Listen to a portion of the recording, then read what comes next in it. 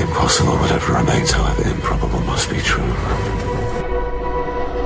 And it is not a question of a little occultism or a touch of mysticism, Mr. Declan. It is vampires with a host of damned souls at telepaths. I am thy father's spirit, doomed for a certain term to walk the night. Here, the old gods aren't dead. And what of the true god? Well, he's dead. You can't complain. People assume that time is a strict progression of cause to effect, but actually, from a non-linear, non-subjective viewpoint, it's more like a big ball of wibbly-wobbly, timey-wimey stuff. You're listening to Paranormal UK Radio.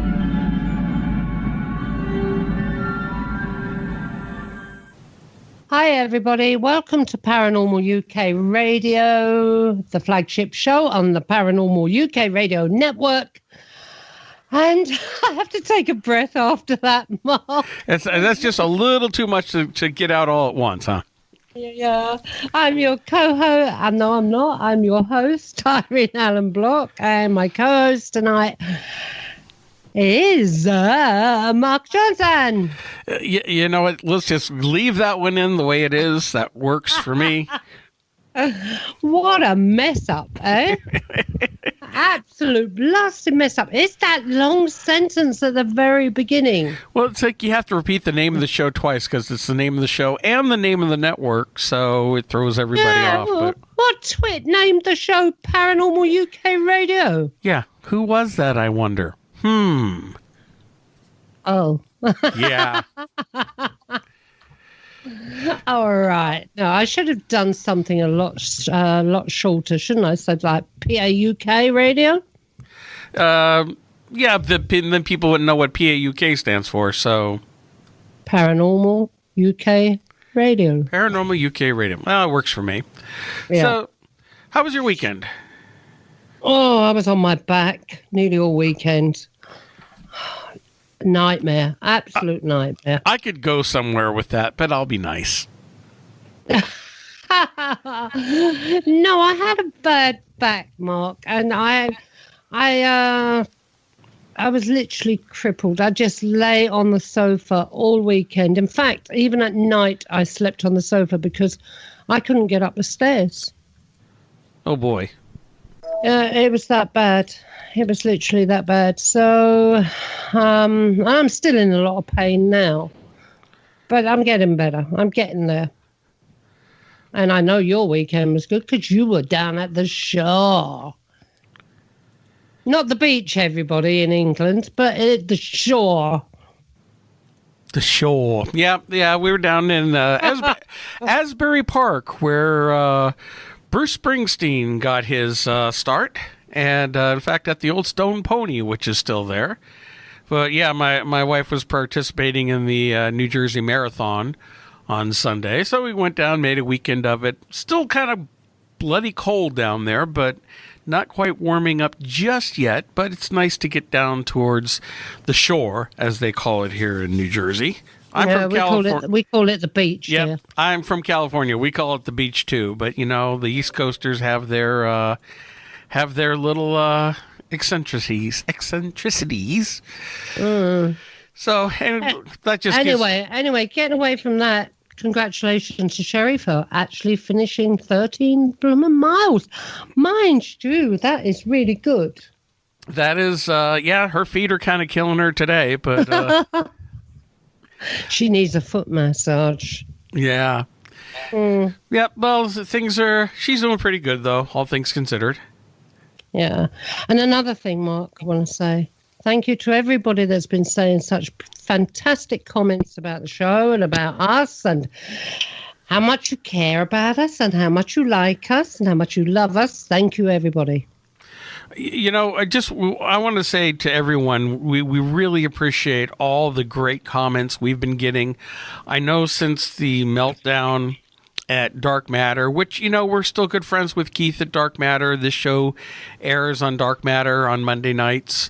But, you know, with after Art Bell's passing and Heather Wade kind of having her meltdown, you know, things are a little bit in limbo over there. And in that it's kind of been good for us because we're finding a lot of people are turning to us because they've found out about us when they start looking for new shows. So, guys, spread the word. Let people know we're here. We have a great lineup of network shows Monday through Friday.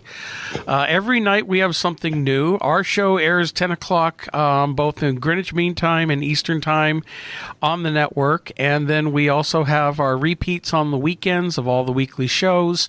So, don't miss out. We have a lot of great new material coming at you every day.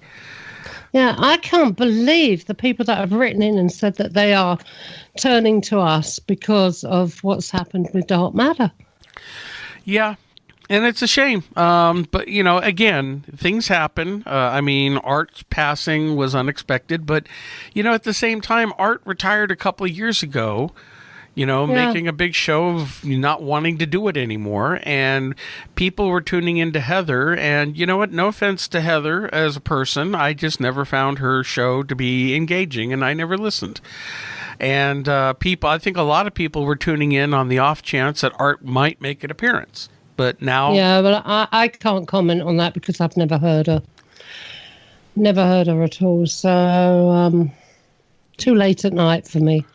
And I don't listen to a lot of other radio shows either because we're so busy doing this one. Well, that's it. We've got all our shows. Yes. And if we're going to listen to shows, we're going to listen to our shows because that's what we do. Well, again, we're getting great comments, and that makes us happy because it means we must be doing something right. So thank you, everybody, again, for tuning in and listening to us. And if you like us, tell a friend, spread the word, let them know we're here. And again, we've got more new shows this week, coming into next week, every week. So all brand new shows. Yeah. And we care about you also. Thank you very, very much. We did, I will make a mention that people might have seen a couple of glitches over the last week. We did switch over to a new server.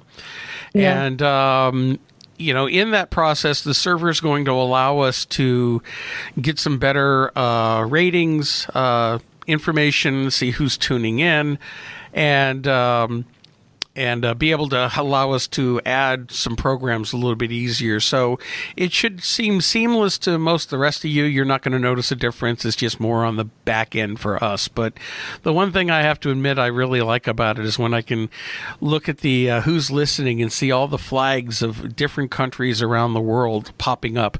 We had Colombia, South America on earlier today. Did you? Yeah. Oh. We've had Belgium, New Zealand tuning in a lot. I love when we get the international community tuning in. Well, we get a lot of Sweden and Finland. Hello, Sweden and Finland. Yes. We get a hell of a lot of those. Yeah. So, the network is going along great. And, this has been 2.5 years in the works. And we keep getting bigger every year. And so it's an exciting time. Yeah, it certainly is. Right, okay then, Mark. So shall we get on with the show? Who have we got tonight? Well, our guest tonight is Kerry Trent Haggard. And Kerry has written a book called Traveler about the Aurora UFO event down in Texas. Kerry, welcome to the program. Hello, Mark. Glad to be here. Hello, Kerry. Hi, Irene. I got to admit, Kerry, until I saw your book, I'd never even heard of this UFO in Aurora, Texas crash. Never. Yeah, it's one of the, until I was told about it in 2015, I'd never heard about it either. And it's one of those events that just sort of got washed away in history because it was so old. And but when I heard the story, I was so fascinated about it, I just couldn't lay it aside. No, it is fascinating. I have heard of the event before. I know Ancient Aliens has mentioned it a couple of times, the Ancient Aliens television show, and I've heard about it on elsewhere. Now, this happened back in the 1890s, didn't it? April 17th, 1897. 6 o'clock in the morning, a single alien craft lost control, clipped the edge of a fast-moving windmill, and slammed into the town water tower in Aurora, Texas. The pilot was killed, and the craft destroyed. So the locals of the time heard the explosion, went running out there, did the only thing they could for him. They buried him in their local cemetery, where he remains till today, and they threw the remains of the craft down an old abandoned well a short time later. Now, here's going to be the obvious question that I know our listeners will jump to. If the alien was buried in the local cemetery, have there been any attempts to exhume the body for study? Well, UPI got a hold of the story in 1973 and ran a big article on it. And until then, it had just about been forgotten. Well, people came from all over the country with picks and shovels, ready to dig him up, ready to exhume him, ready to examine him. And the local Aurora police put armed guards in the cemetery to keep people from doing that. And people put out all kinds of trying to get permits to dig him up. And, of course, they denied all that. Well, the hoopla finally died down. But there was a marker, a stone marker, an ancient stone marker on his grave with a picture of a cigar-shaped alien craft with 3 windows marking where he was buried. During all the hoopla, somebody stole the marker, and it still hasn't been found until today. But what another fascinating thing is the state of Texas must really believe the story, because the Texas Historical Society put a national monument on the cemetery property in 1976 that mentions the event. Now, Kerry, let's tell us, before we really get into this story, tell us a little bit about your background and what made you interested in researching this story. Well, I was born and raised in a little town in Georgia called Commerce. And I bought, sold, and restored antique cars for the better part of 25 years. But when I was 9 years old, my father was a fan of the local police department. He actually worked part-time for them for 19 years as radio dispatcher before he had a heart attack and had to retire. But in 1973, he had a realistic brand scanner, police band radio, by his easy chair that ran day and night. There had been talk and activity all throughout the country, but certainly throughout Georgia in the early 70s, especially in 1973-74. And reports were coming in weekly, daily, about nightly, I should say, from residents in the surrounding counties that were reporting low-flying objects that were not airplanes. There was even a reported landing of a UFO in Danielsville, Georgia, during that time, which Danielsville is about 12 miles from where we live. But anyway, one night, frantic calls came into the Commerce Police Department about a UFO, or I should say a flaming object that landed in the parking lot of the medical center clinic. Well, the medical center clinic they were referring to is the very place that my mother worked, right next door to the hospital. So, of course, I'm 9 years old. I'm a UFO buff anyway. I'd had some of those earliest UFO little paperback novels that I had read when I was 7 or 8 years old. So I'm jumping up and down. I'm begging her to go over and let's check this out. And so we jumped in her 1969 green unpaneled Oldsmobile station wagon, and off we went.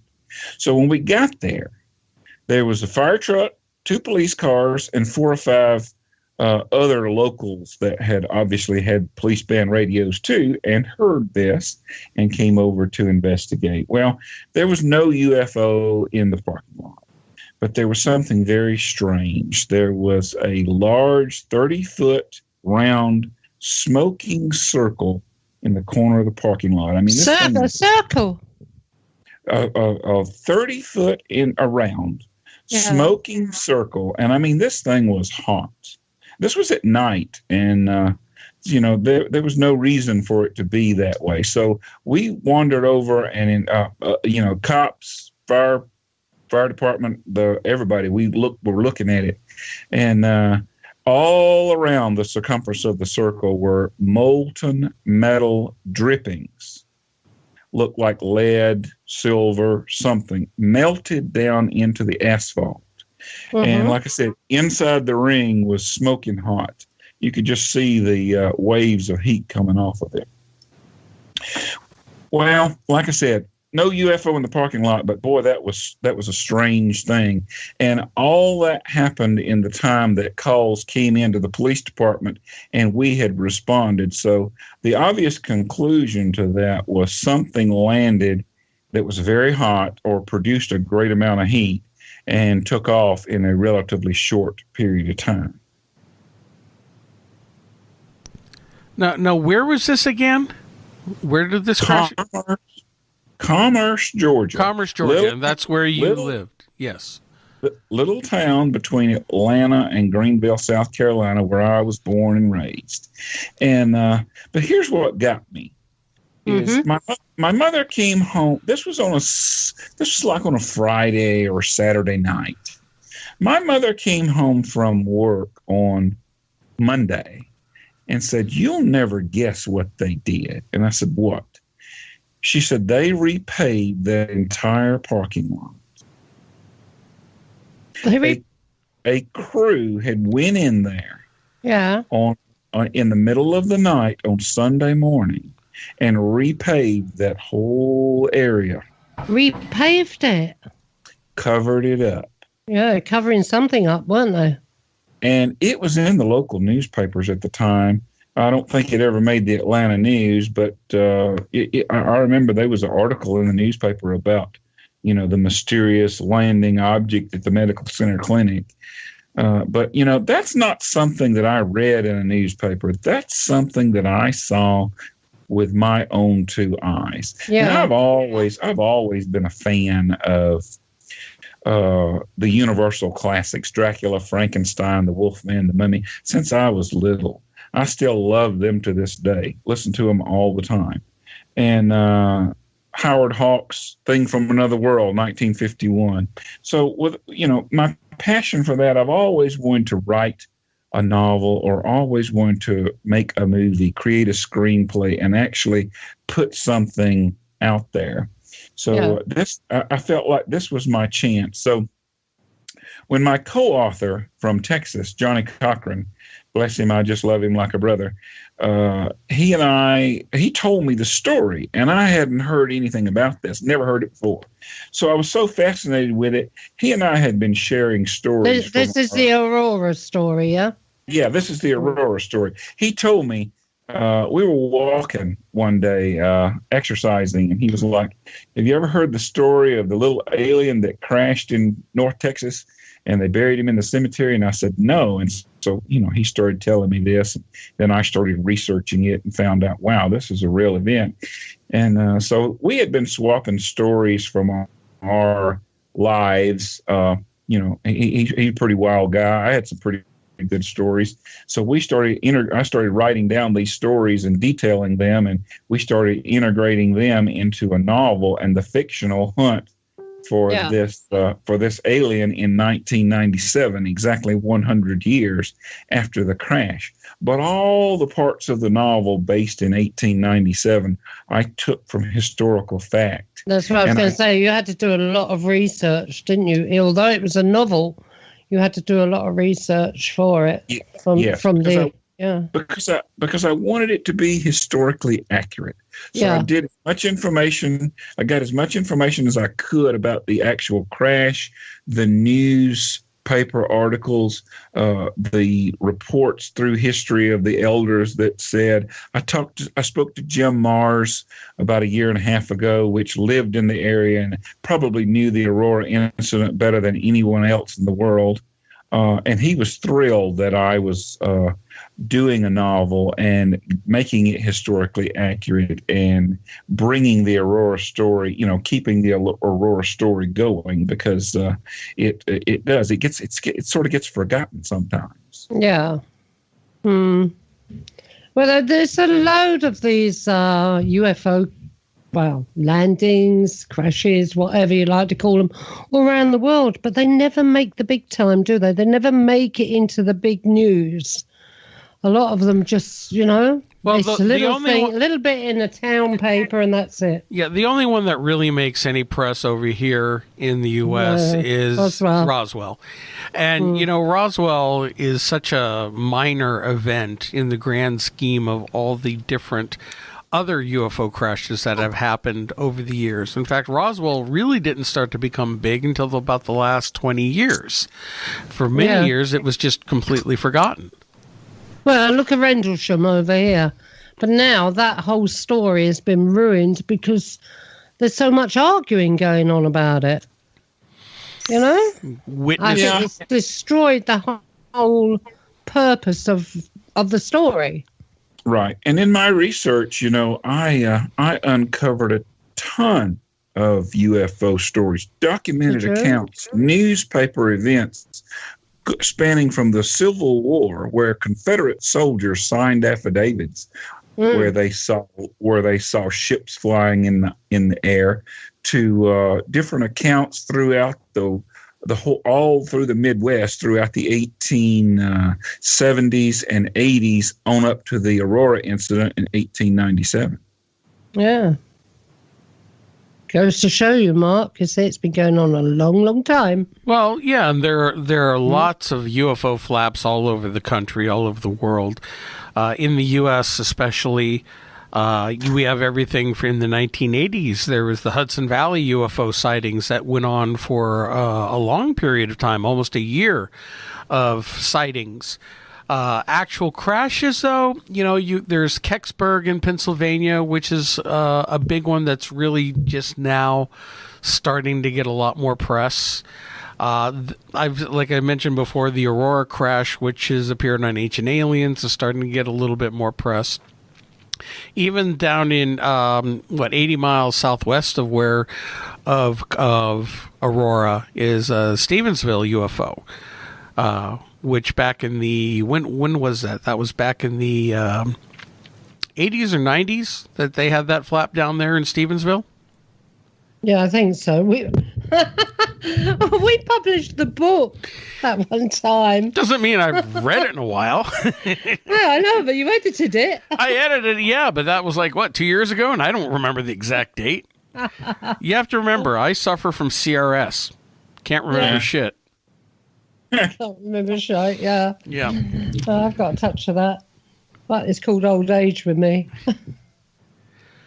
Okay. Right. Yeah, carry on, Mark.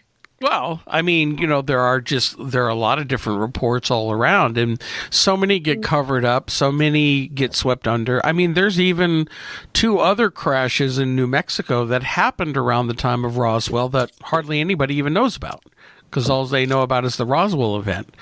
There's one that happened before that event, and another that happened, I think, a year or so later. I'm not sure how long ago later it was. But, yeah, they do happen, and the public, for the most part, is just completely ignorant of it. Yeah. But what I'm wondering is, what was it like for these people? Because it wasn't that as if they were used to aeroplanes and things flying around in the skies. 1897, it must have been quite daunting for a little town to see this thing flying around or crash into Earth. Oh, yeah. In a time where the only thing that ruled the sky was birds, that was a lot of the enjoyment that I got out of writing this novel. I tried to put into their words, what they would say, how they would act, what they would think, with such a unprecedented event. And you're talking about past occurrences that nobody's ever heard of. I got a good one here I'd like to read for you if you'd like to hear it. Sure, be my guest. Go on. September 1864, fur trapper James Lumley watched a skyrocket streak through the skies above the Great Falls of Upper Missouri, which moments later crashed with a monstrous explosion that shook the entire forest and emitted such heat on impact that it turned the ground to glass. Reported in the September 1864 Cincinnati commercial, the next morning Lumley was astonished to find a widespread path of destruction cut through the forest several rods wide. He went on to describe the object at the end of it as divided into compartments and carved with hieroglyphics similar to those found in the writings of ancient Egypt. Now, that's a direct quote out of the Cincinnati commercial, September 1864. Yeah. That's just one of hundreds of accounts that I discovered once I started digging. And this is what's funny when you get a show like Ancient Aliens, which for the most part has focused on ancient mankind's history going back hundreds of thousands of years. But as little as 100 years ago, people having these experiences, seeing these craft, having these strange encounters. You can laugh at a movie like Cowboys versus Aliens, but, it's roughly true around that period that there were crashes of certain craft. And, what are people from those time periods, how are they going to react to that type of encounter? What are they going to think that they just encountered? Yeah, and see, that's just it. Back then, they had no way, the cowboys and farmers of the Old West, they had no way to describe these strange flying objects. They called them bulls and bowls, dragons, serpents, cigars, balloons. They called them objects that they were familiar with, because that's the only reference point they had. There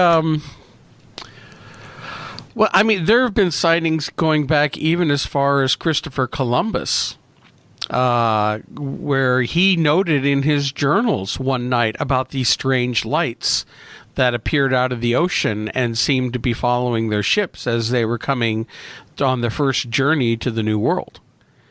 So you can look in Renaissance art going back to the Middle Ages, where in a lot of the religious Renaissance artwork, there are pictures of what look like UFOs in the sky. Oh yeah, in the introduction to my book, it mentions a whole bunch of accounts, including the one the painting of the Virgin Mary that has the large sparking disc in the background with the dog barking up at it and the man pointing. I mean, I did a long introduction with those kind of things and Bible references and everything else. I mean, there's so many references out there. If you start looking, you can't write them all down.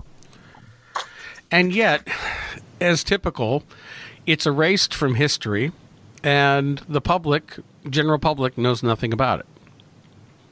And our science and historians won't take it seriously, and it's shuffled off, and the evidence is all there. It's all right there. If people want to look into these old newspaper accounts, and they just get totally just blown off like it's nothing. Yeah. Well, how do you dismiss the Nazca lines? I mean, how do you dismiss so many of these ancient artifacts that could not possibly have been made by man at the time? Oh, well, they say they're made by man. There was a documentary that came out about 2 years ago that tried to say the Nazca lines were made by the local Indians as part of their, agriculture and religion, for religious reasons. And it's so laughable that would happen, especially something that can't even be seen from the ground. that and you have to be up at a great height to see these things. Oh, nobody even had any idea the Nazca lines existed in this century until airplanes started flying over it, looking down and saying, "Oh my gosh, look at there!" Exactly. The big monoliths, the big inscriptions, the petroglyphs on cliff sides of the big man coming in on the coast of Peru before you get to the Nazca lines. These things are huge and can only be seen from a great height or distance. And yet, they want everything. You notice that historians always seem to go towards, when they don't have an answer for something, it's for religious reasons. For the religion. They're doing this for religion. They're doing that for religion. Stonehenge was built for religious reasons. Religious ceremonies. Right. Yeah, there's no proof of that, but when they don't know, just say it was for religion. Well, anybody can come up with an excuse for anything if they want to dismiss it. Well, in Egypt, the pyramids are tombs. Okay, no tombs have been found in them, but okay, we'll go ahead and say there were tombs. That's just because then that's what everybody turns around and that's what they believe. Because, hey, the historians said it, the experts said it. Because they don't have any idea what really caused it. Well, and I'm not one of these conspiracists. I don't really get into a whole lot of that arguing back and forth. My goal here, my simple goal, was to write a very entertaining tale based on a historical event, a very important historical event, in my opinion. So I made as entertaining a story as I possibly could for the fictional hunt for him 100 years later.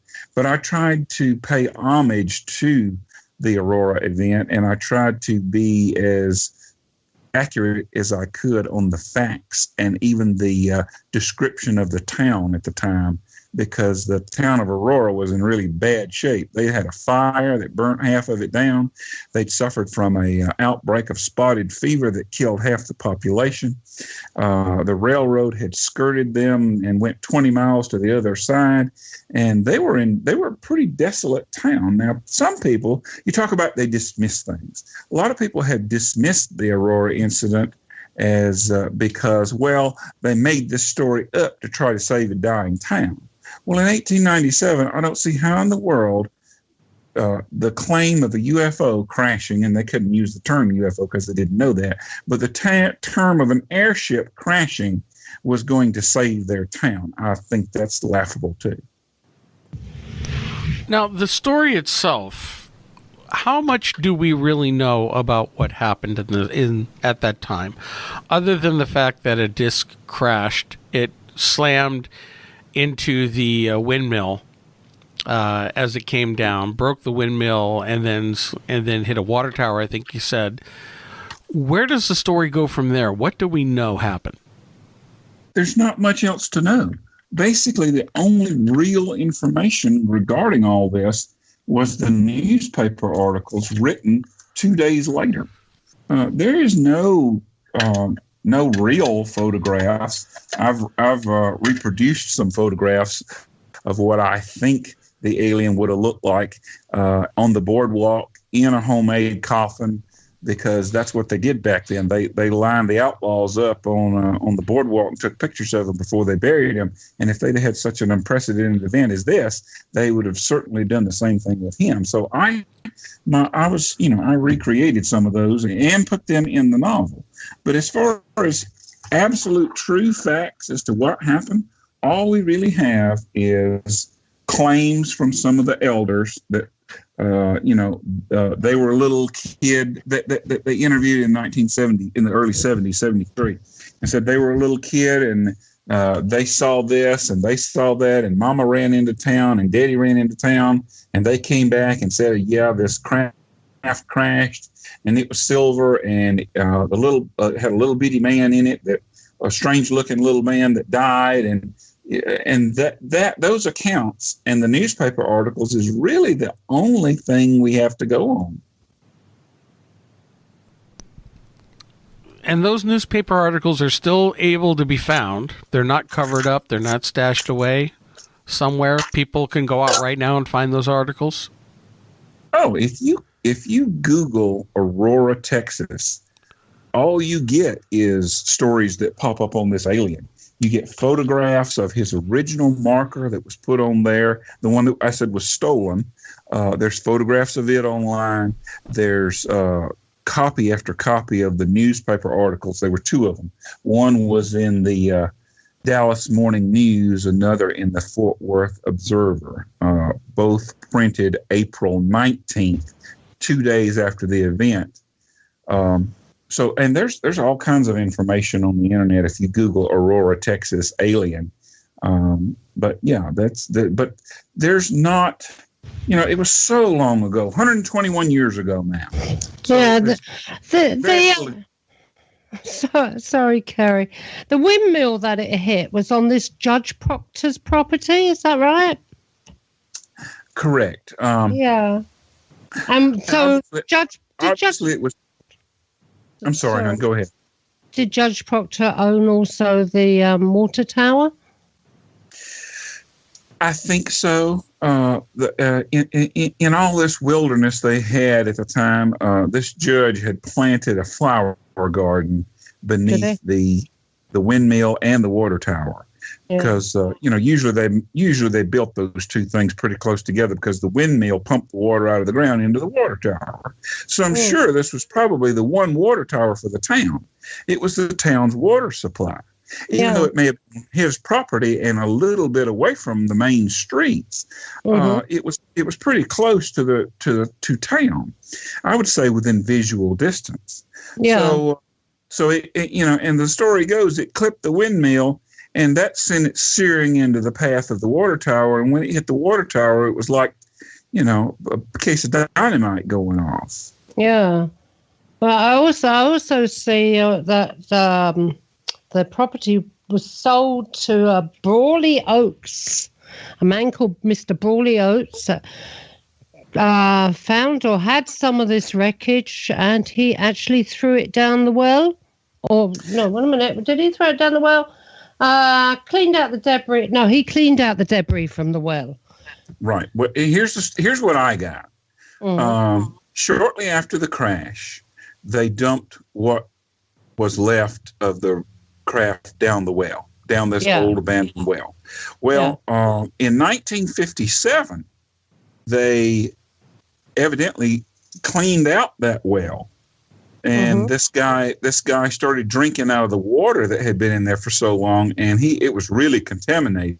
So he got this really, really, really bad arthritis. So they capped the well off, I think, in the 60s. Yeah. And then they didn't touch it again until, like you said, one of these episodes of UFO hunters or ancient aliens or something went down there and did an episode on the well, and they uncapped the well, and I think all they found in it was a bunch of snakes. Yeah, but they tested the water, which was high in aluminium or something, I believe. It was very high in levels of something. I don't remember right off. Aluminium, I think it was, and which is not good. No. And also, there was a lot of hoax. It became one of these conspiracy type things. People started saying it was a hoax. Right. I'm reading here that former mayor Barbara Brammer. Now, this is what makes me laugh, right? Her research featured as part of the program UFO Files episode on the incident. And it revealed that in the months prior to the alleged crash, Aurora had been beset by a series of tragic incidents. Now, she's saying it's a hoax because of these tragic incidents, right? Now, the tragic incidents are, first, the local cotton crop, from the town was destroyed by a boll weevil infestation. Yeah, boll weevil. We call it the boll weevil infestation. The second, a fire on the town's west side claimed several buildings and lives. And shortly after the fire, a spotted fever epidemic hit the town nearby, wiping out the remaining citizens and placing the town under quarantine. And finally, a planned railroad got within 27 miles of Aurora but never made it into the town. Now, she's saying that it was a hoax concocted by this reporter to bring attention to the town. Yet, when they went to the 1890s section of the graveyard where the graves are, where this body is meant to be buried, this alien's body, they did detect a grave with that ground radar detecting thing that Mark talks about sometimes, which I don't know what it's called. And somebody stopped the digging up of this grave because they said that it showed that it was in such a bad condition. Whatever was inside was in such a bad condition. Right. Well, I should imagine it would be, but, you know. Right, so, So, you know. Yeah, all those facts are accurate. But again, you've had people from Aurora. I've seen so many documentaries. Some of them swear it's true. Some of them swear it's a hoax. You get 50-50. So who do you believe? You know, you really can't tell. I don't think they know the truth either. I think I'd believe the old ones rather than the young ones, because the young ones more than likely would say it was a hoax because they never lived through it or never lived at that time. But the old grandpas and people like that whose parents maybe witnessed it or they witnessed it as children, I believe them. Well, I'll tell you what. I'm going to read you something that I found pretty astonishing the other day. My publisher, Philip Mantle, over in England. Hello, Philip. Yeah. Well, Philip sent me a link, and he says, "Kerry, you may want to contact this guy." So here's a guy. His name was Daniel Kramer he lives in Fort Worth. Yeah. He contacted Philip and said, "Yep, I was 6 years old when I was told that story. My grandmother was just a little girl at the time. Garland Cook was her father, and he helped bury the so-called little men.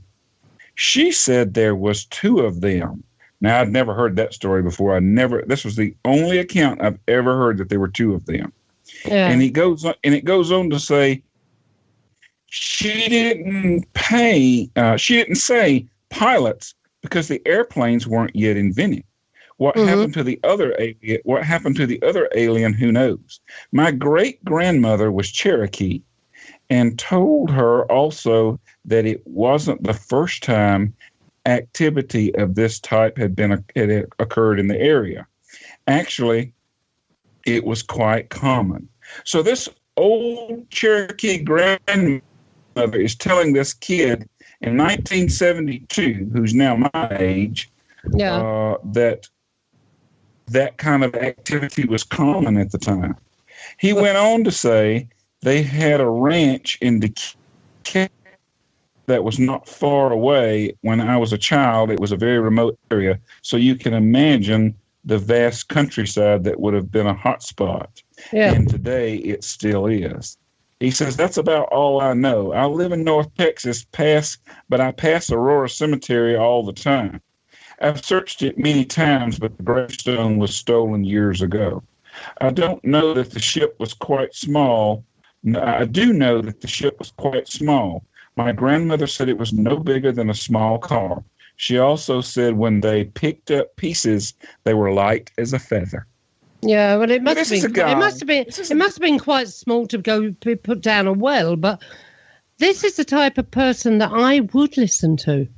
Right. This is a guy who has no interest in this. He's not in the UFO community. He just happened to hear about my book. He knew it involved the Aurora crash, and he sent Philip a message on Facebook saying, "Hey, I know it's true because my great-grandfather buried the guy, and my grandmother, that was ancient grandmother, told me this story in 1972 when I was 6 years old." Now, what little old grandmother is going to tell their 6-year-old grandson a lie? That's it. They don't. So I would Grandmothers tend to don't believe tell that a lot. children lies. I would tend to believe that a lot more than skepticals that try to dismiss all this. Oh, yeah. Yeah, but that's what I mean, by going to people that know somebody of that at time or were around, or children, around 1897. I doubt if there's really anyone left much living now from that time, because... No, that was 121 years ago. Everybody from that time is long gone. Yeah. So it would be people our age now that had grandparents around about then. Yeah. Mm-hmm. And even on the episodes of Ancient Aliens and UFO Hunters, they interviewed some. I saw several of the interviews. Some said, "Oh no, that was all a lie." Others said, "Yep, my grandfather saw it and came home and told us." Yeah. So, So this woman then, this great grandmother, she described this the alien as just a small person, two small people. Yep. There was no other description from any of them saying that it was grey, or he had these slant eyes or big black eyes or anything like that, giving out any sort of description. The closest description we get is in the newspapers, and it calls him.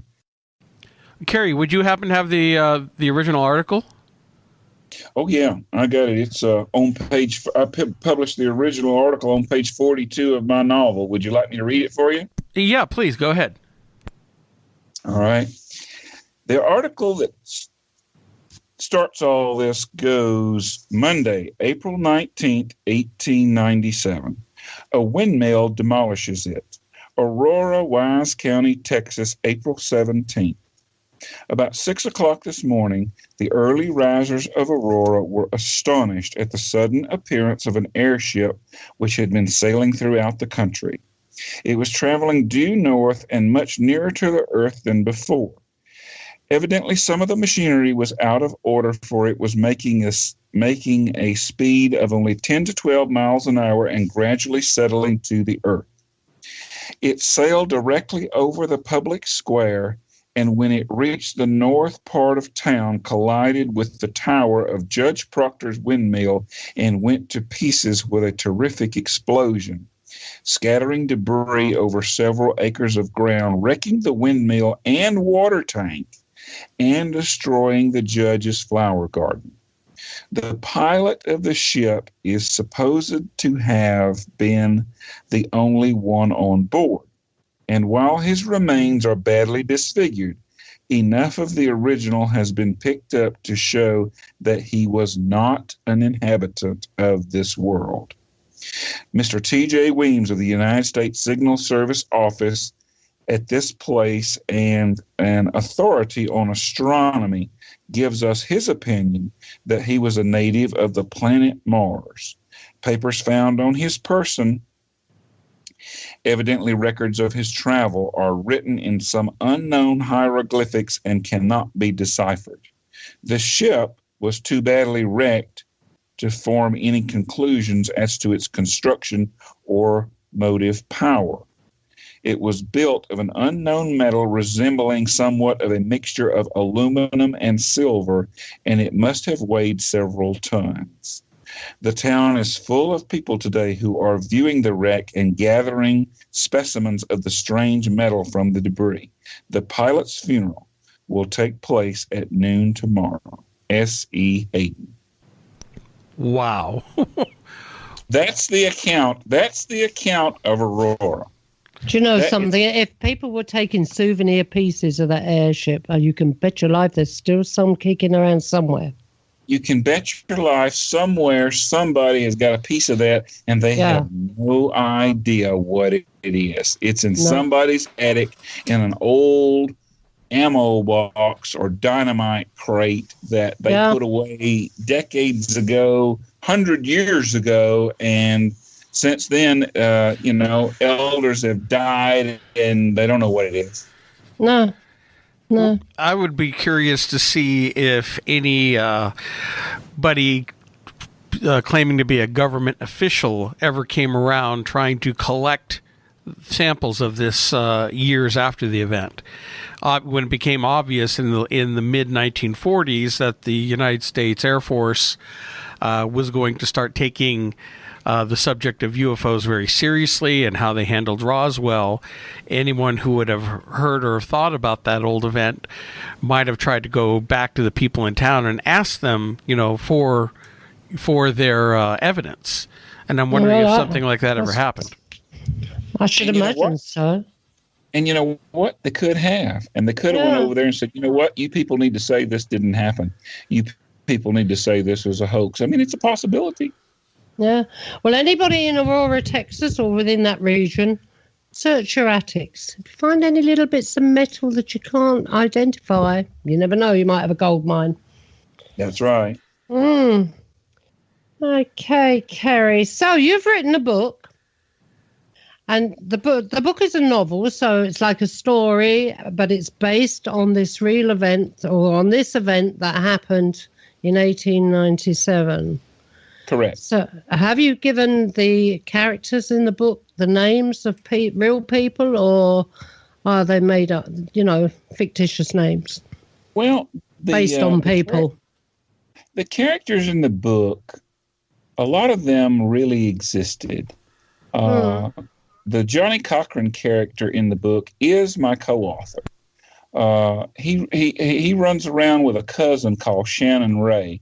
Shannon Ray is his actual cousin, and the game warden that gets involved and is one of the heroes at the end of the story. His name was Denny Choate. Now, Denny Choate was a real game warden in Odessa, Texas, in the 70s and 80s. So, I mean, we based this on some real people. There's some fictional people that we made up. I tried to give names to the 1897 characters that were of the time, and put them into perspective as to what they may be, who they may be, what they may say, how they may feel, and how they may react. All right. Okay. So I've just lost all track of everything here because of Mark's little episode with a man in black in his backyard. But, Kerry. Yes. This book that you've written, would you be able to read us a paragraph from it? Oh, sure. Actually, here's one of my favorites. It's where they have went to the effort to drag the craft away. Quickly sizing up the situation at the windmill, Sven envisioned the people of Troy dragging the giant wooden horse through its streets.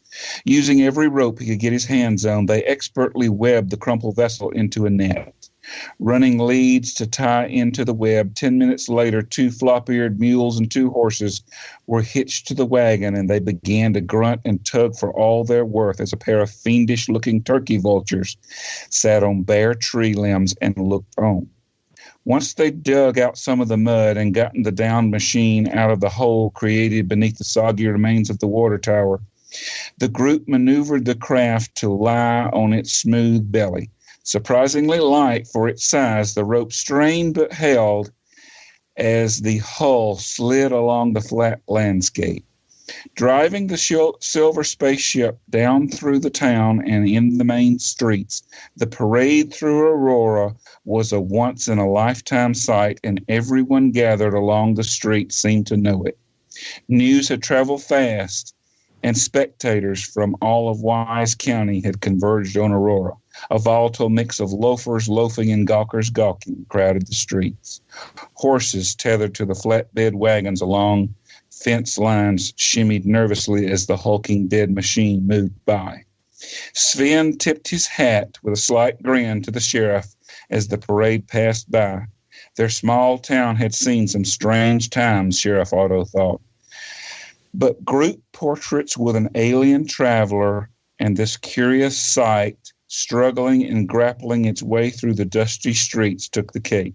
After all this, Aurora, Texas would never be the same. Wow. Do you know something? That was like, you reading that was like a film playing out in my mind. I could actually see, and this is what's good about a book, people. If you can actually see it in your mind playing out, then it's a good book. So that's a good book. Well, you know how this all started? This all started with a screenplay. Did it? I wrote the screenplay before I ever wrote the novel. I took about 3 months and wrote the screenplay and rewrote it probably 12 times until I was so happy with it. And then everybody that I let read it said, "Oh my gosh, you have to expand this and make it into a book." So that took another 2 years after that of background stories and all to make it into a book. But my goal from the beginning, and my goal to this day, is to make this would be a fabulous feature film. Yeah. And this dragging the craft through the streets, that would be one of the most bizarre sights ever beheld in the American West. Yeah. And do you know what I like? Loafers loafing and gawkers gawking. Yep. I thought that was brilliant. As soon as you said that, I think that's brilliant. I like that. And I write books. Well, thank you, Irene. I appreciate that. That is really good. It does sound like it's a really exciting book, a good book. Well, I tried my best. I've watched a lot of movies in my time and read a lot of books, and I tried to make. And I write a television show here in Pittsburgh. Yeah. I'm the writer and host of a show we're filming called Wheels of the Past, that highlights antique cars through history that have very interesting stories to tell. The 34 Ford Bonnie and Clyde were executed in. John Dillinger's 1933 Hudson Essex Terraplane. The original surviving 1958 Plymouth Fury used in the movie Christine. Yeah. The Corvette Museum down in Kentucky where the floor fell in and swallowed up 8 of their prize show cars. So I write episodes on our show that we're filming, and we're editing that into some finished episodes and going to make a presentation reel to present later this year. And hopefully we'll find a sponsor that wants to pick it up. So I got all kind of little ventures going here. Oh, yeah, you certainly have. And I want to talk to you after the show about this, because I've got a little adventure of my own, or me and Mark have anyway. All right, so where were we? Now, this is the time to give a plug for the book, the name of the book, and then we can carry on talking and we can plug it again later on, can't we? Well, the name of the book is called Traveler. And to find it, you simply go to Amazon and put in my name, Kerry Trent Haggard, and that's Kerry, Trent Haggard, just like Merle Haggard, the singer. And the name of the book, the title of the book is Traveler.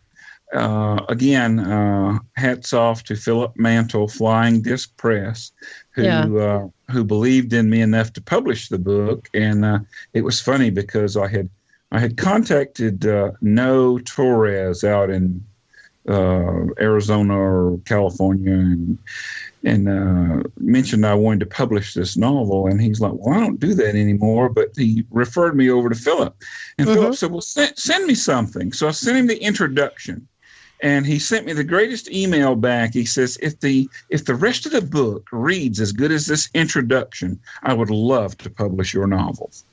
Oh, that's nice. That's nice. And it was Philip that told me about you, actually. Yep. And I'm glad he did. Thank you very much, Philip. And like I say, we've plugged the book once, but we will be plugging it again, people, towards the end of the show. I don't know if Mark has been abducted or not by aliens or men in black or whatever. I can only hope. I can only hope. Well, I always thought you were on another planet anyway, Mark, so... It feels like it sometimes. Yeah. Operating on a different wavelength. Right, so where are we now then? So going back to the characters in the book, were any of them actually obviously some of them were modeled on your friends and friends of friends and things like that, but were any of them actually modeled on people of the time? Well, I had Judge Proctor, which they talk about in the news. I actually had him miss the entire event. He came rolling in there that night in a stagecoach and stepped out when all these people were in the streets with torches and lanterns looking up at the sky, and he's just completely lost. So, I mean, he was a rotating circuit judge at the time, so he would be gone a lot. So I had him set where he rolls into town, and it says very little about him, but it makes a bold statement because he comes into town and he's looking around like, what in the world happened while I was gone? Yeah, and in the true event, was he around at the time? Do you know, or was he away? Or no idea. No doctor. No. It crashed on his property, but no historical documentation to say whether he was around, not around, whatever. So that's just the way I put him in the novel. I also put a little plug in about the S.E. Hayden that wrote the story. I had him come barreling in the little country doctor's office, wanting to see the creature because they had... Hayden, he was the reporter, yeah? Correct. And I had him barreling in the country doctor's office demanding to see the creature who the doctor had in his back room and had examined. So I put some of the people that were in the news and in the articles of the time in the book. Yeah. Well, that's good. Yeah, I like that. I like the fact that you mentioned Proctor because it is a prominent name in the reports, because it was his land. So Correct. He's a prominent character, whether anybody knows whether he was there to witness this or he wasn't there to or where he was off dancing with his you never know where he was. You understand? I also had the county sheriff of the time. His name's Sheriff Otto, that ran to the disaster with a group of people. I also had him mention that Judge Proctor is going to be mad as hell when he gets back to find his flower garden destroyed.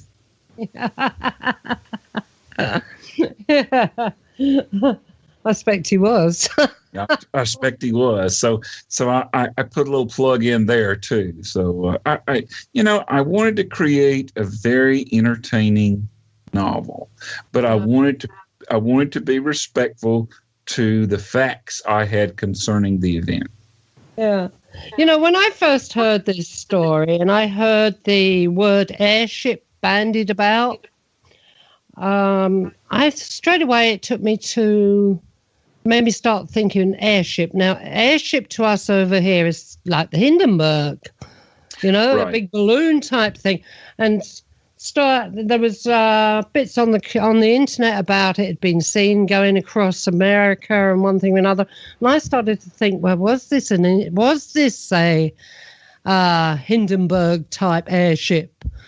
And then so I looked up when they first were invented and, they were around about that time. But then I got deeper into it and realized that, you can't throw, well, you can throw, there was a certain amount of metal with an airship, wasn't there? But, it couldn't have been an airship. Not to go down the well, anyway. Well, most of the airships had to be very light framed. They were basically balloons with maybe a carriage underneath. They were put together with very light materials, filled back then usually with hydrogen. Until the Hindenburg told if it was an airship and it burnt up, the skin of it would have been totally destroyed and it would have been just left like the carcass of it, yeah? Oh, basically, just again, think of the Hindenburg. Yeah. Now what gets me though, and this is what amazes me about this Aurora event is the metal that people found was very, very light. Now, they didn't describe the other properties of it. If it's anything like the metal from the Roswell crashes, where people describe very thin, like tin foil, almost like thinner than the lining in a pack of cigarettes, is what they used to say. But you couldn't bend it or break it. You couldn't do anything with it. Yeah, but Mark, in that Wikipedia thing that I read about, they said that when they tested the water, there was a lot of aluminium actually in the water of the well. Aluminium. Aluminum. So, aluminum. Yeah. Aluminium in England. In the UK, it's aluminium. Yep. Yeah. Yeah, in America, we say it right. Anyway. No, you don't. Yeah, we do. No, you don't. We're back on that. We're back on that fight. Well, let's put it this way: this ship a metal ship comes in, hits a wooden windmill, only going 10 to 12 miles an hour, very slowly, and yet somehow it explodes into a million pieces, scattering debris everywhere, which makes me wonder, did it explode on contact because of something in the ship, or did it explode regardless of it hitting the tower? Like something was seriously wrong with inside the craft, the engine blew or whatever, and caused it to explode. But I sincerely doubt even an airplane hitting a tower like that would be mostly intact, even though it would crash. Wouldn't break into so many pieces like what they're describing that craft. Yeah, but you don't know. We don't know what the metal was, do we? Maybe that craft was programmed like a computer, that if anything went wrong, it would self-destruct. I've been watching too many things on the television, haven't I? You got me on that, but my thing is, my take on it is, anything in the air at the time was called an airship. So they weren't necessarily talking about dirigibles. They probably didn't even know what those were. They never saw one. So airship is a ship in the air. The fact that it was mentioned it was made of a metal similar to silver and aluminum or whatever they called it in the paper, again, it's a metal ship. So it's not a balloon. And the whole idea of it coming closer to town, it got into trouble. I doubt it was running 10 or 15 miles an hour. It was probably really barreling down, trying to make a crash landing. And when it clipped the water tower, it veered into the windmill, and then it was over. But that's just my take on it. So with this crash, what we have in the end is a story of a crash, a body that's buried. Now, here we are, we're in the 21st century now. Over 120-something years have passed since this event happened.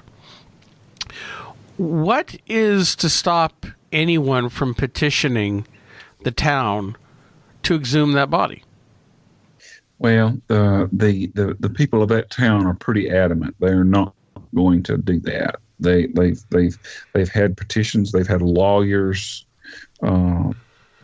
writing appeals and stuff, and they're not going to allow it. That's just I've seen interviews with some of the city officials that says we're never going to allow that. So they would rather want people in there digging up the cemetery. One reason is they say that if it's not the ancient spaceman, you're digging up people that don't need to be disturbed, and that is a good point. And another point is in all the confusion since the story's been jostled around since the 70s, the exact location of where he is not known. I don't believe they do know exactly. I mean, they took two different people out there that swore they knew exactly where he was buried, and they took him to two different locations. Yeah. Not only that, but that's a very old part of the cemetery. I should imagine a lot of the stones on people's graves are missing. There must have been parts of the actual cemetery where people like paupers were buried, which were unmarked graves. If that happens over here, or did happen over here, there was a lot like that. So there's got to be quite a few. Sorry if anyone heard a noise there, but I keep caressing my mic. I've moved it to a different place and it's just getting on my nerves. Anyway, I will try not to do it anymore. But there's got to be, like you say, there's unmarked graves, and this one is an unmarked grave.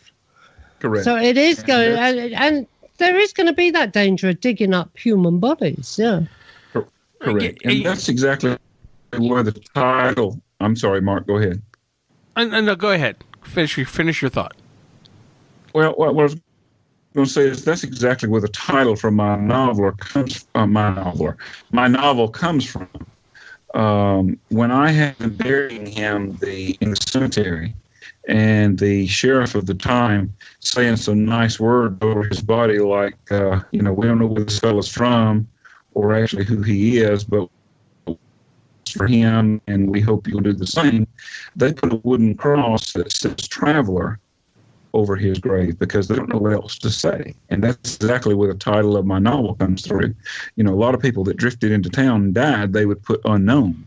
But this guy was a little different, so they put "Traveler" on his mark.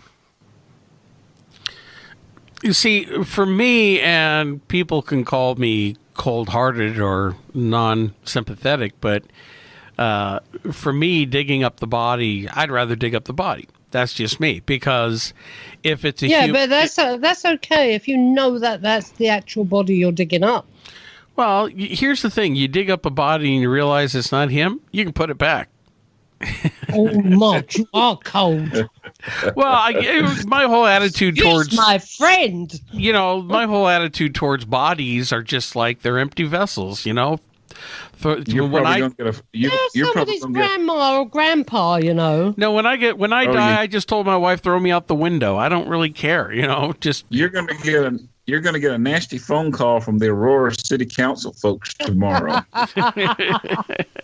Yes, excuse my friend. I'm just playing devil's advocate here, just explaining that what comes out of the ground can go back into the ground. Well, that's true. It's like they dig up bodies all the time. You can just say, "Oops, sorry about that." That's true. Kerry, you said you had another article there. Can you read that one to us as well? Yes, dear. Thank you. I like that, Mark. I'm here. Yeah. Mark, you see how polite he is? Do you see how polite he is, Mark? In comparison to whom? To you? Yeah. Okay. Kerry, read us the next article. All right. This one is from November 25th.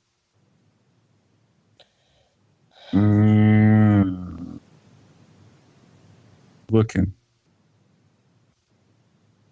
I want to get the date right. This is from November 26th. No, here we go. November 25th, 1896. Okay. The most startling November sighting came near Lodi, California, on November 25th. When a Colonel H.G. Shaw, traveling in his horse-drawn carriage, came upon 3 hairless beings. To quote him, he said they had tiny ears and stood among the road while their huge cigar-shaped craft hovered behind them over a lake. When asking where they were from, Shaw was reported to have been unable to understand their warbling chant, but stated each had a bag under their arm attached to a nozzle from which they breathed and carried something about the size of a hen's egg, which emitted an immense penetrating light. After a time, the 3 walked rapidly toward their ship, opened a door on its side, and disappeared within. The ship then went up and through the air rapidly, soon out of sight. Now, that was from November 25th, 1896. Okay, and where can that be found? Was it a newspaper article? Yeah, it was in, let's see, east of Modesto, California. The San Francisco Call. Reported in the November San Francisco Call. November 25th, 1896. Interesting. Very interesting, because then that means there's a lot of imagery there that's been reported to this day. Cigar-shaped craft, large, the three beings. It's funny that they mentioned had very little ears, and yet they had a backpack with a hose from which to breathe from. Yep. It didn't mention helmets, did it, or just said the pack? Didn't mention helmets. All it mentioned was they had sort of a snorkel device they were breathing in, which has been reported on and off throughout the decades of some having to have a bag. There's even a depiction of a little alien, like in World War II, being marched away by some people in uniform, and he had a bag under his arm with a hose to it. So, you got one mention of that in 1896. You got a depiction of that in 1945. So obviously air atmosphere is poison to them in some way or other. At least to some of them, I think. To this particular race of beings. Okay, did you have any more of these articles? Oh, I got a whole bunch of them, but I was just looking over to see another one that you might like. On Saturday, July 13th, 1891, over the small town of Dublin, Texas, a flying machine exploded in the sky above the Watson and Miller flour mill and cotton gin. The report in the Dublin Progress stated that after hovering 300 feet above with a dazzling bright light, the oblong-shaped craft, again oblong-shaped, suddenly blew up with a force so intense it was felt by nearly everyone in that portion of the city, scattering into pieces before hitting the ground.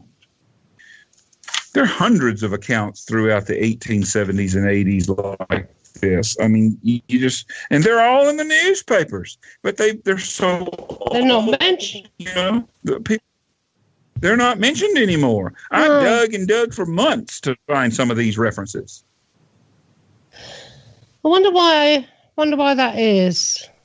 Well, again, it doesn't fit in with the modern narrative that aliens don't exist. Where they, and I use air quotes, and this will sound like I should be putting on my tinfoil hat, but I've always firmly believed that they, ruling parts of society, they do what they can to create the narrative that we live in today and what we think is our history, society, and they suppress all the information that's out there that shows we're not alone on this planet or in the universe, that there are other intelligences besides man, and they cover it up because of the social, economics, religious implications, the panic that could cause people, but they think will cause people. Personally, I think we are a much more adaptable and resolute species. I don't think society is going to completely fall apart. I do think, however, there's a very good chance, and I think they are more afraid of losing their control over the populace than they are of society itself falling apart, because then they lose their control, their power, their money, and their influence. Now, they being anybody from government to corporations to, New World Order, whoever you want to point the finger at, it benefits people to keep things the way they are and don't rock the boat and don't change history or don't present alternative facts that totally refute what our idea of reality is. And all right. And I think too, it was a matter of the time, because when all these reports were written, the fastest mode of transportation was a train that clacked along the tracks at 40 miles an hour. The telegraph had, you could send messages by Morse code. These incidents were printed in the newspaper, but once those newspapers were put to bed and the next week's edition came out, they were filed and more or less forgotten. So, it's not a matter of trying to cover it up. I think it was just a matter of the time, in the fact that there was no internet, there was no serious record keeping for these objects. It was just the fact that once it was reported and talked about, they moved on to another story. And as the decades moved on and the 20th century came about, these articles just got forgotten. But you know what? It's convenient that they stay forgotten. Why aren't they being presented as part of our history? Why isn't it as important as it should be?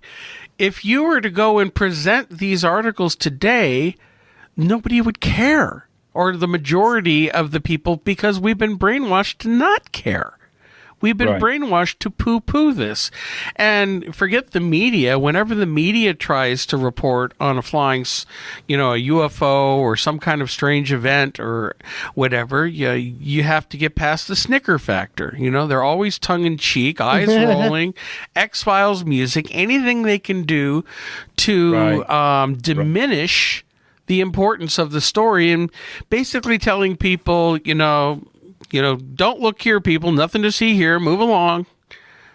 Right. They couldn't turn off the Phoenix lights, though, could they? And yet, what has happened? The Phoenix lights, while everybody saw them, all it took was for the governor to come out on TV and mock it with a guy in an alien suit, and it totally destroyed the Phoenix lights. Destroyed all credibility. Yep. And he later came out and said how he regretted it, and he believed that they existed, but it's too late. As far as the media and the social consciousness goes, the Phoenix lights was a hoax. They were military flares. He did that to quash the subject, and he did. Oh. But yet, I saw the interview where he came on after he had done his term as governor and said, said that was all made up. Said he just did that to turn off the attention. Yep, and it worked, and it totally worked. Oh, it worked, and now nobody even cares about it, which is a shame. And this is where I have serious problems with how we are, and because it's so easy for people to blow it off, because we're taught to blow things off. We're taught since we're children, that's not real. You're imagining it. No, you didn't see that. Stop making lies. We're told to believe in a certain way and believe certain things. And if you try to say something that goes beyond the narrative, you're looked at as a hoaxer, a kook, you're nuts. You need to be on lithium, whatever, and you're poo-pooed so everybody can ignore it and get back to the society and, making their money, being good little consumers, keeping people in power, and keeping the country rolling along, and not looking at the bigger, important questions of what is really going on in our reality. What is going on? Are we part of a larger universe? Nobody cares. Right. And that's something that's always bothered me. You can tell I'm a little passionate about it, but I cannot stand the modern stupidity that is permeating our society in every aspect. People are so dumbed down these days that they can't even make rational decisions. They can't even have a rational thought on a subject because they've been conditioned to believe otherwise. And you could sit there and might as well bang your head against the wall instead of try to talk sense. Of like, here's an article from the 1800s. This is what witnesses saw. Oh, no, that couldn't have happened. Well, why couldn't it have happened? Well, because it doesn't fit in with their worldview. That's why. Yeah, but, that's surmising again, isn't it? Let's face it. What does anybody know what happened in the 18th century? I mean, in the 1800s? How can anybody comment what happened in the 1800s? I'm more likely to believe that happened in the 1800s than it would be today. You know, if somebody said it today, I might go, oh, yeah, okay, then, well, maybe. But because somebody said that in the 1800s, and they're coming out with things like cigar-shaped craft and one thing or another, which people are coming out with today, I'm more likely to believe that. And I understand what you're saying from that point of view. At the same time, what reason? It's not like today where we have mass media and instant internet gratification by posting on the internet and social media, and people who fake things for attention.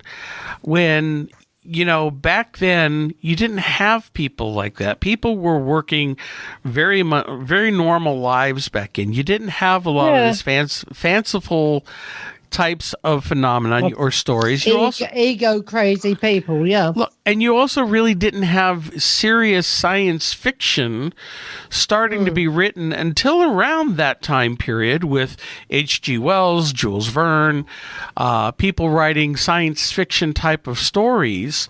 But even then, it didn't grip society like it would here in modern day, where alien invasion movies are, is just as popular as the next Avengers movie, which is basically all alien invasion movies.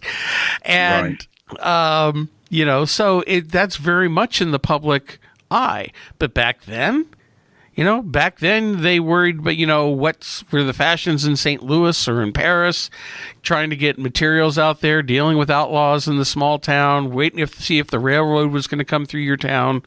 It was a small, simpler life back then. And nobody's going around creating these types of hoaxes, especially if there was no money to be made in it. You could get P.T. Barnum, who, believed there was a sucker born every minute.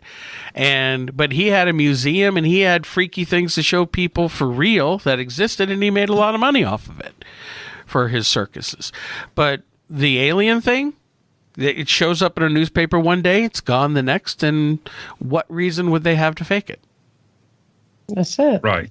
I agree with that. Here, I got another passage from my book here, and this is the reporter that I looked it up while you were talking because what you said rings so true with what I wrote here. Mm-hmm. This is the reporter that's the star of the show. It's the one that found the original article and goes over to Aurora to start digging around and causes all kinds of chaos in the novel. Yesterday, Bonnie would have labeled all this crazy. The world had changed now, at least for her world, at least her world, at least. No one, but and this is what made me think of what you were talking about. No one believes in things that haven't touched them in personal ways. People tend to stick with what they know and journey down life's road with the comfortable and familiar. Bonnie was one of those for the most part. She had seen the mundane, the bizarre, and the everyday happenings of life. But today, in the little town of Aurora, Texas, she had seen an actual fragment from an extraterrestrial spaceship. So there again, like you said, unless people see it with their own eyes, they try to dismiss it. They don't want to. It's too much for them to comprehend. They don't want to get involved. They want it to go away. So true. And that was very nice. That was very good, that.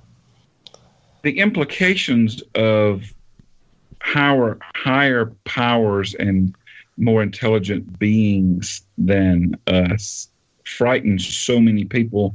They don't want to deal with that. They can't comprehend that. They couldn't sleep at night if they let themselves believe it. Yeah. This is me, scared stiff of aliens. You were scared stiff of aliens? And you're doing a broadcast like this and you're scared stiff of aliens? Yeah. Years ago, I was very, I like I said to Mark, put a demon in front of me, I can handle it. Put an alien in front of me, and I'm running. I am literally running, And this was up till a couple of years ago, I was like that. I thought you would just tell them to naff off and go back to doing whatever you're doing. I do at night, Mark. You know, I go to bed, and if they start on me, or if I think they're coming into the room, I just turn around and say, "Pee off! I'm tired." Up goes the hand in the darkness. The palm of the hand goes up to where I think it may be standing. So I'm putting it in his face. Naff off. Okay. Now, that's my crazy moment, people. Yeah, that's your crazy moment. Since I don't think most of us have to live in fear of them coming through our windows to abduct us in the middle of the night. Yeah. Well, they'd have a hard job getting through my windows, I tell you. And your pack of dogs. But the point is, weird things do happen in this house. Really weird things do happen. And the dogs are like out of it. They are put to, you know, I hate that word, put to sleep. You know, they are they are so deep in their sleep, so deep. Look at my husband. This is true, Kerry, right? One night I was woken up to this almighty bloody crash, okay? And I looked over to where my husband should have been lying, and he was on the floor down beside the bed. And I said to him, "You fell out of bed, you silly old sod." And he said, "No, I didn't. Oh, I didn't. I was floating up in the air. Something was lifting me up in the air, and they dropped me. Whatever it was dropped me." I said, "Oh, you've been abducted by aliens." I said, "They were trying to get you, but you're so bloody heavy, they couldn't hold you, and that was it. You ended up on the floor." But, you know, he's still convinced that something lifted him out of that bed. So I guess you guys do a lot of ghost stories, huh? Yeah. Me and Mark do. Okay. I got a good one for you if you'd like to hear it. Go on, then. Feel free. Circleville, Ohio. Ever heard of that? No. No, not really. Well, you know, like I said, I was big into antique cars for 25 years, and a good friend of mine, his name was James Lee Master. He was setting up, this was 1995, he was setting up a show, a Ford Performance Club of America national show in Xenia, Ohio. And he asked me to come up and help him set up the field. So I went up and spent a week with him at his house in Circleville, Ohio.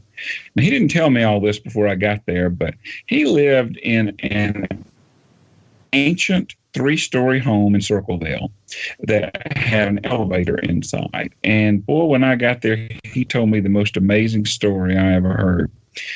He bought the house, and right next door to it, right across the street from it, is a castle, which today is called the Castle Inn in Circleville.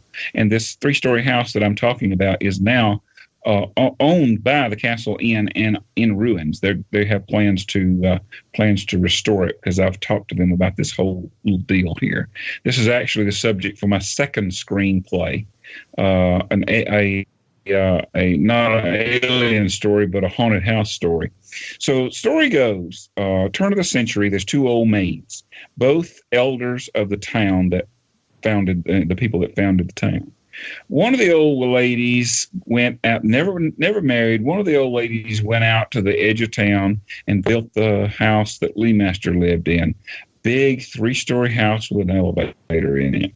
The other sister couldn't be outdone, so she bought the property directly across the street and built a mini castle to outdo the sister.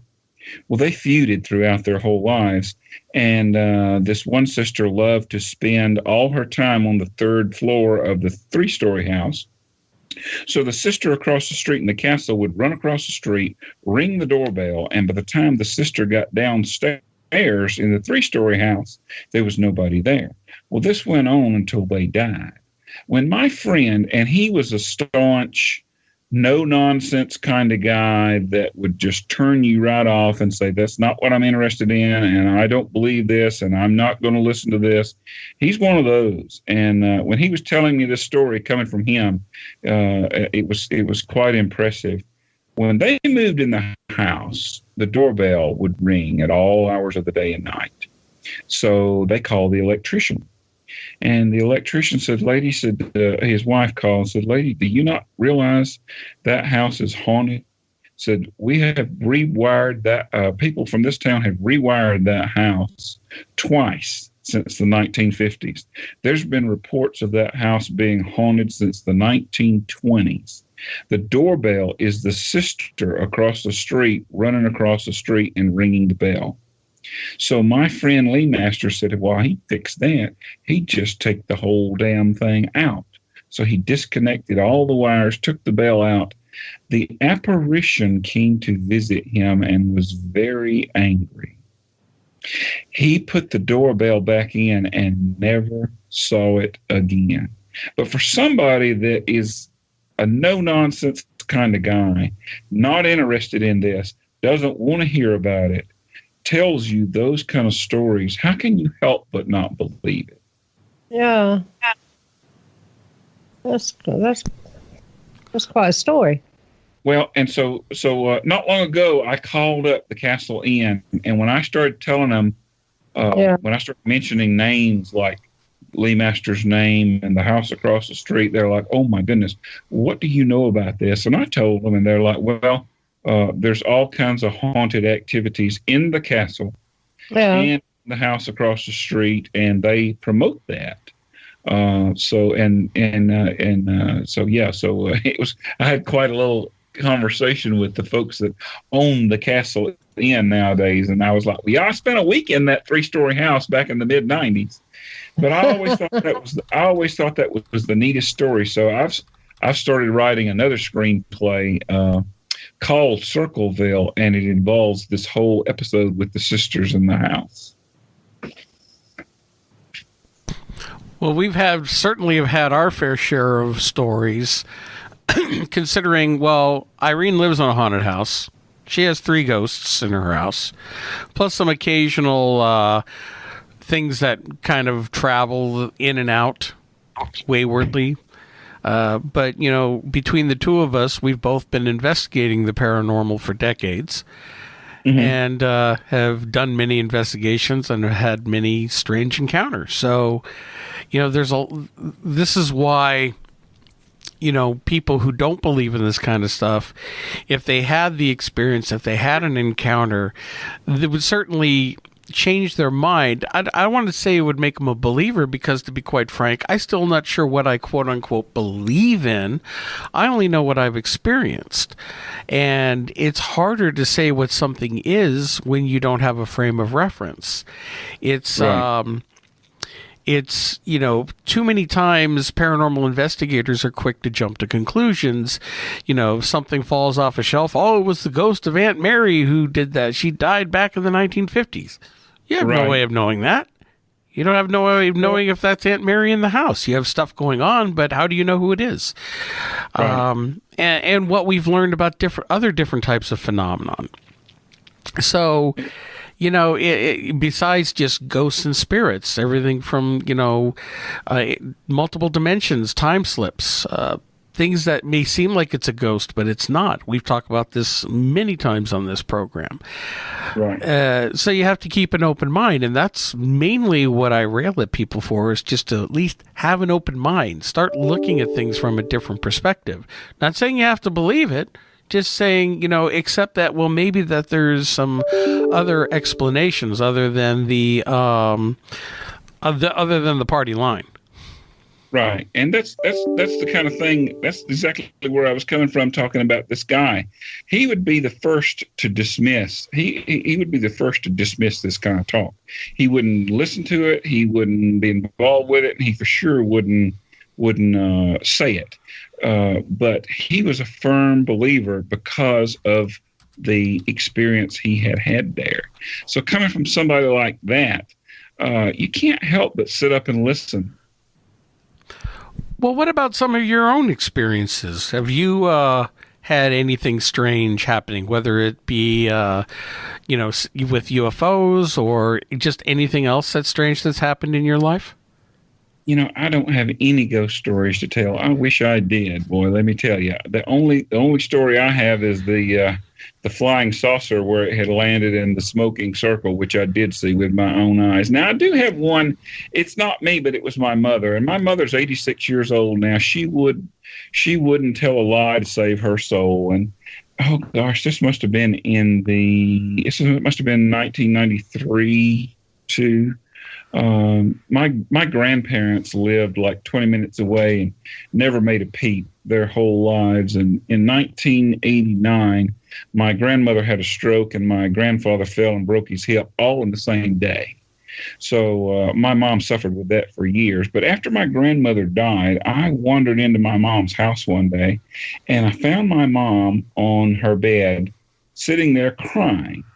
And I'm like, oh my God, what's the matter? And she said, she didn't want to tell me because she didn't think I would believe her. But I finally got it out of her. And she said that her mother, she said, Nanny came to see me, because that's what I call my grandma, was Nanny. It was Papa and Nanny to me. And she said, Nanny came to see me. And I said, what? And she said, yep. She said, and it's not the first time. So, coming from somebody, my mom doesn't make that kind of thing up. But for a year after my grandmother had died, she swears she came to see her 3 or 4 times. Well, and there are so many people that we know of that have had these experiences where family members have come back and seen them. Our guest last week, Whitley Strieber, with his book, The Afterlife Revolution, was talking about how he's still in constant communication with his wife, Anne, who passed away a couple of years ago. I myself have had some experiences with my brother who has passed a couple of years ago. It's in a lot of cases, what people don't realize is it's not as clear cut as you might want it to be. Sometimes there are little things that you have to look for to see if you're getting some communication. Now, I envy those people who are able to sit there and sit up in bed and look, and there's their deceased loved one sitting right there on the edge of the bed, and they can have a conversation with them. You're talking about me? Well, you too. Well, that's what happened with my father. He was sitting on my bed. Yep. 37 years ago. 37 years ago. Anyway, carry on. Well, my aunt, who had lost her sister a couple of years ago, they had lived together, and my one aunt, she passed away, and about a couple of months after she passed away, my other aunt woke up in the middle of the night, and there she was, standing there, and talked to her for a couple of minutes. Yeah. I tell you, one of the most striking family things that I've ever had was we had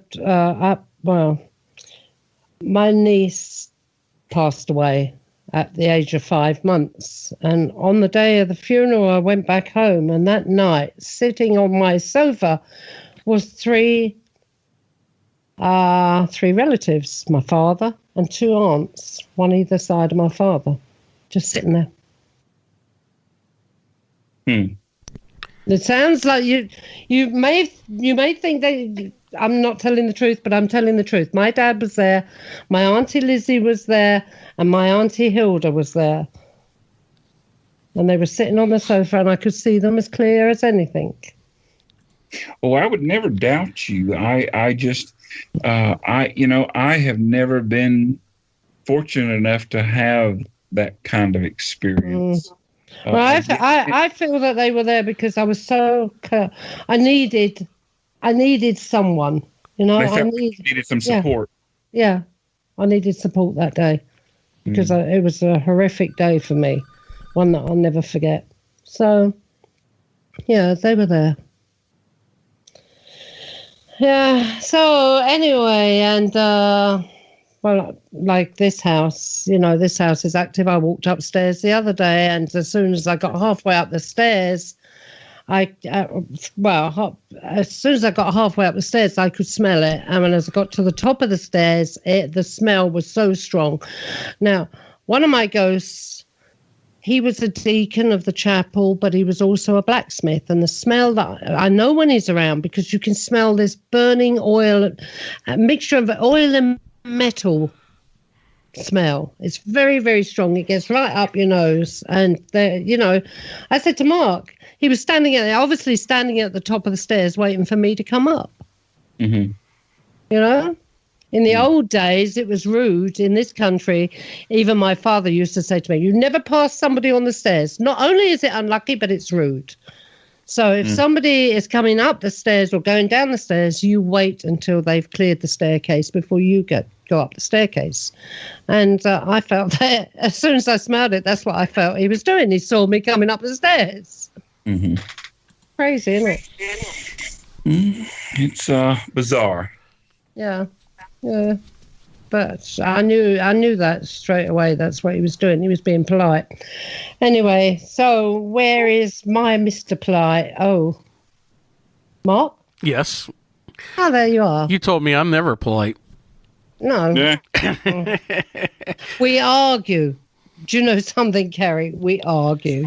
Oh, y'all banter back and forth. Oh, no, it's more than banter sometimes. No, she's just wrong, and I have to correct her. That's all. Oh, no, it's the other way around. You know, when I have to point out to her, how, we had to, Britain got in trouble twice in the 20th century. We had to go over and help them, That's enough.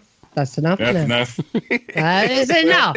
You wouldn't have won if the French hadn't gone in on your side, so shut up.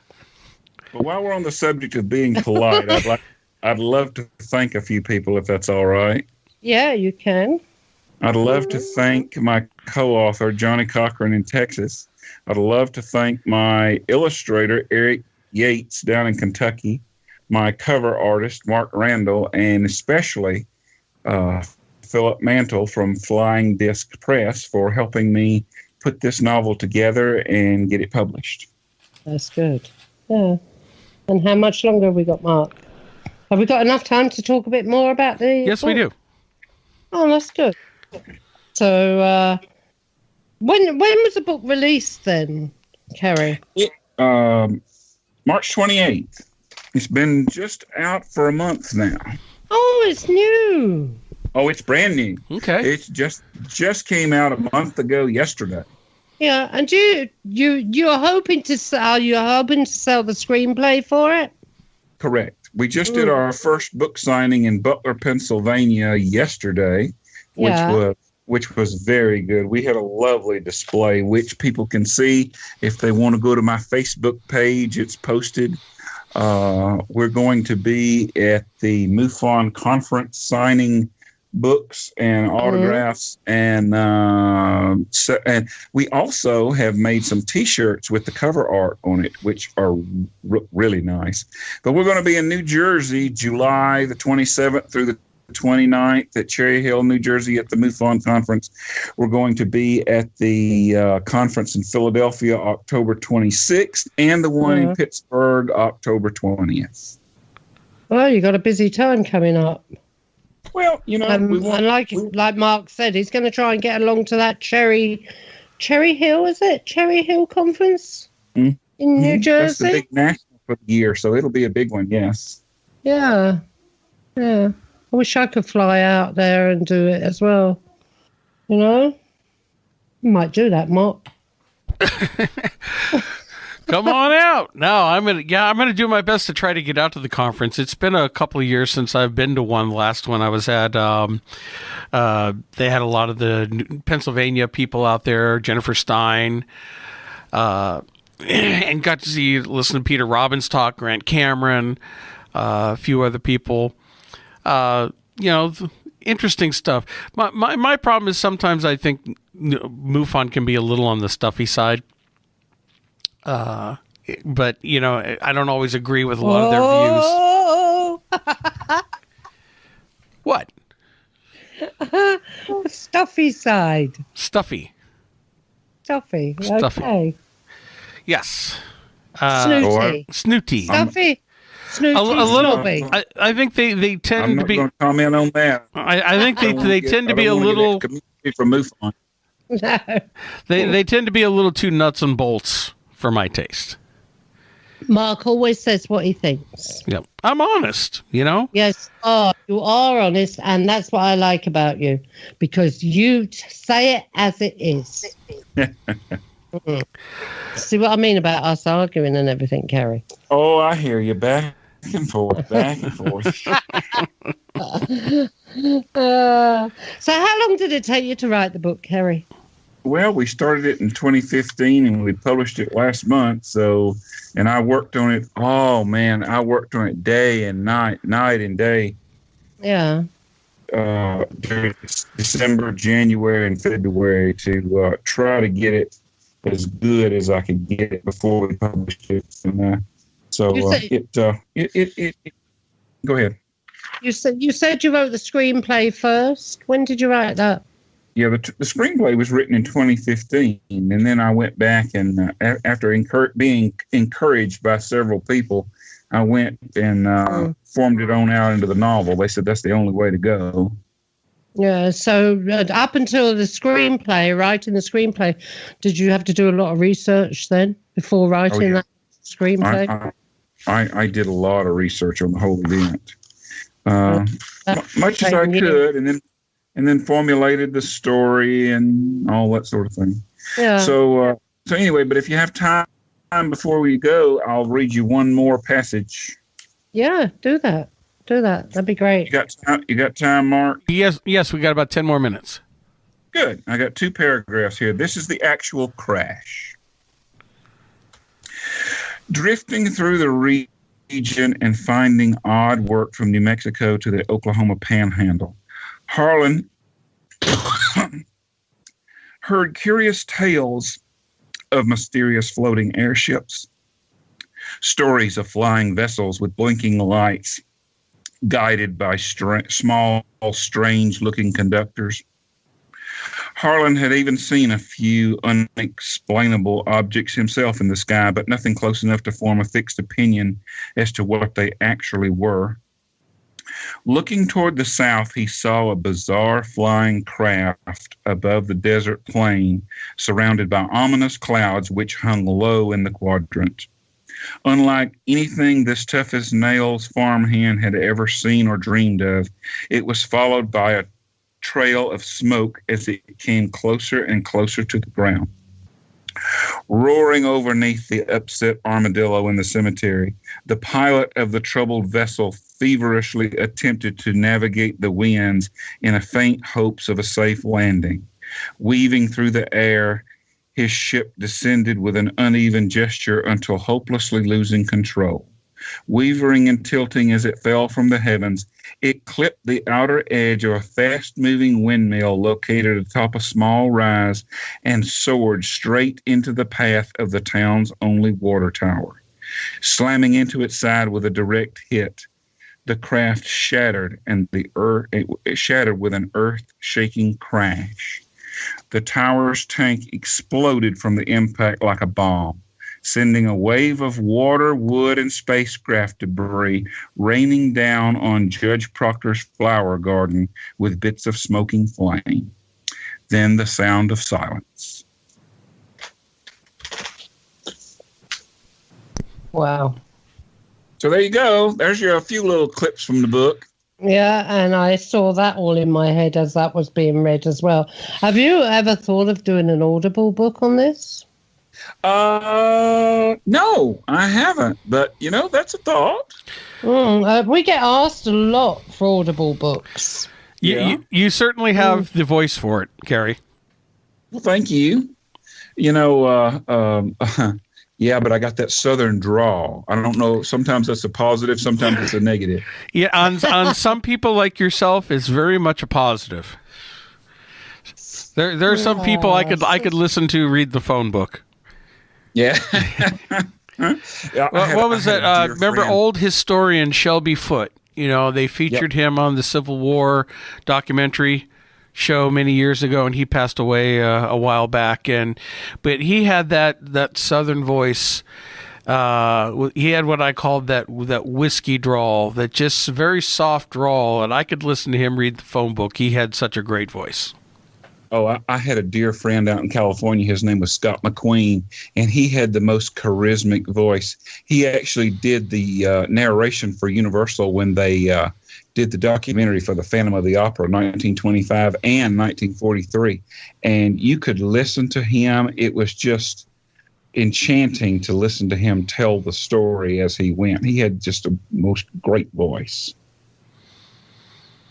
There are people who are like that. You know, they just have that voice you can listen to. Well, I got choked up on that last paragraph. I thought I was going to have to dive out. Uh-oh. Uh-oh. Yeah? Dive out? Yeah. What's dive out mean? Quit. Quit? Yeah, well, you know, I just got dry is all it was. But you got a dry throat. Yeah, well, you've been talking to me for 2 hours. That'll do it. You know, we have about 5 minutes left. Kerry, I'm really curious about the television program that you currently work with. Could you tell us a little bit more about that?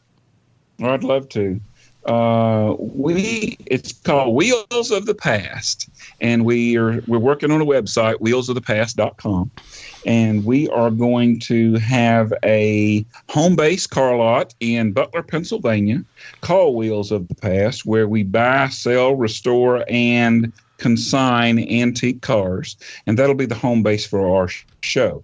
Our show is highlighting antique cars around the country, cars that you've never heard of before, as well as cars that you've heard of, like the Bonnie and Clyde car. One of my favorite episodes that we have yet to film is out in Albuquerque at the National Nuclear Museum. That's not the name for it, but it's the Nuclear Museum of America or something like that. Anyway, they have the most astounding vehicle. They have a 41 Packard Clipper limousine that hauled the scientists from Los Alamos to Trinity Base for the first atomic testing. And the detonator for the bomb rode in the seat of the car with them. Oh, wow, really? So they have this army green 41 Packard limousine in their museum, completely restored. They found in a junkyard in horrible condition, and we're going to do an episode on that. And it's called Trinity Clipper. That's the title of that episode. I've written 40 episodes like that, and we're literally a sponsor away from really going to town with this. We have took it upon ourselves to go ahead and film 5 episodes, which we are in the process now of editing as episodes and making a pilot reel, promotional reel. So we haven't sold anything yet, but you know, I mean, it takes time, and I just moved here in July from Georgia to Pennsylvania to start this project, and I've put my whole heart into it. And again, like the book, nowadays I'm altering from the book to the show, from the show to the book, trying to make both of them a success. Yeah, you should try to talk to somebody at Velocity.